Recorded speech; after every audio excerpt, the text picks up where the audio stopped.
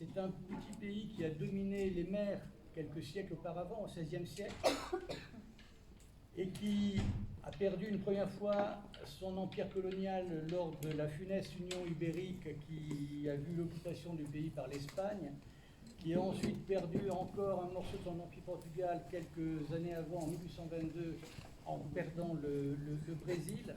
Et c'est un pays, on va dire un peu en crise, politiquement instable, une monarchie en discrédit qui tente désespérément de moderniser ses infrastructures, l'infrastructure du pays et les institutions du pays, mais qui n'y parvient pas.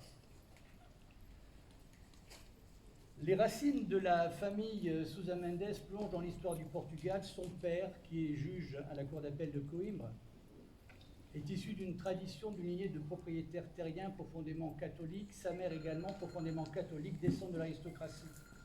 Ils vont avoir 3 enfants qu'ils vont élever dans ces valeurs catholiques qui vont être à l'origine de l'action d'Aristides à Bordeaux en 1940. 3 enfants, je disais, donc le 19 juillet, Aristides, mais la veille, le 18, son frère jumeau aîné, qui va naître quelques heures avant lui, et le hasard fait que 2 jumeaux, qui sont pourtant jumeaux, ne sont pas nés le même jour.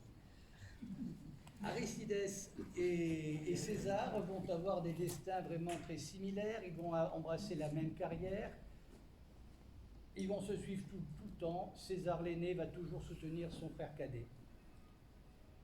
En 1902, ils entrent à la prestigieuse université de Coimbra, qui est la seule université du Portugal à l'époque. Et ils vont, sous l'influence de leur père, semble-t-il, probablement, suivre l'étude de droit. Le père est donc magistrat. Ils vont décrocher